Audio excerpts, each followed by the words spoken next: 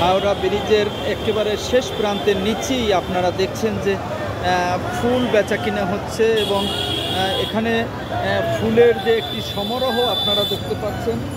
ফুল বিক্রি করছেন এবং ক্রেতাও এখানে দেখছেন আপনারা যথেষ্ট পরিমাণে ফুল এখানে রয়েছে। একটি ফুলের বড় মার্কেট এটি বলা যেতে পারে। আজকে বৃষ্টি হওয়ার কারণে এখানের নিচের জায়গাটি একটু স্যাঁতস্যাঁতে রয়েছে। আপনারা দেখছেন যে ফুল বেচা কেনার জন্য এটি একটি একেবারে সুন্দর একটি জায়গার এখানে পরিবেশ এখন তৈরি হয়েছে। আপনারা দেখছেন যে অসংখ্য ফুলের মালা কিন্তু এখানে বিক্রি করা হচ্ছে। এটি আপনারা দেখছেন যে এখানে এই মুহূর্তে খুব সুগন্ধ ছড়াচ্ছে এবং পুরো মার্কেটটি জুড়ে অসংখ্য ক্রেতা রয়েছে এবং বিক্রেতা রয়েছে। আপনারা দেখছেন অনেক বড় এই মার্কেটটি। এখানে এই ফুল দিয়ে আমি যতটুকু বুঝতে পেরেছি যে এখানে হয়তোবা তারা তাদের পুজো ধর্মীয় কোনো কাজে এই ফুলটি ব্যবহার করা হয় হয়তোবা দৈনন্দিন। আপনারা দেখছেন এই ফুলের একটি বড় মার্কেট। এখানে ফুলও আছে, পাশাপাশি ফুলের মালাও রয়েছে এবং অনেক ধরনের মালা আমরা লক্ষ্য করছি।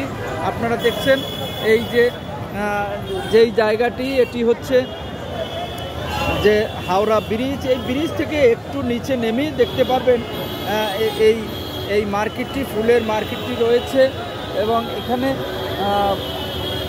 এই মুহূর্তে অনেক ক্রেতা কিন্তু এখানে রয়েছে এই ফুল কেনার জন্য।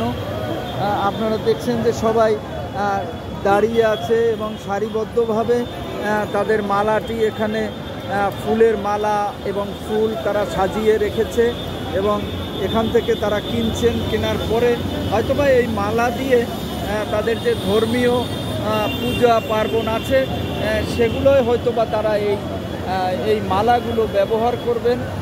আপনারা দেখছেন যে এখানে এই মুহূর্তে অনেকেই এই মালা কিনছেন এবং অত্যন্ত সুন্দর এই পরিবেশটি মনে হচ্ছে যে হলুদ, লাল, বেগুনির একটি মিলন মেলা এখানে আপনারা দেখছেন তৈরি হয়েছে। এই হাওড়া ব্রিজের একেবারে শেষ অংশে এসে এই মালার যে ফুলের যেই বাজারটি, এই বাজারটি এখানে রয়েছে এবং এখানে আপনারা দেখছেন যে অসংখ্য ক্রেতাও রয়েছে। এই আপনার কলা গাছও দেখতে পাচ্ছি, কলা গাছও হয়তোবা কোনো পূজায় তাদের প্রয়োজন হয়, সে কারণে এটিও বিক্রির জন্য এখানে নিয়ে আসা হয়েছে। আপনারা দেখছেন যে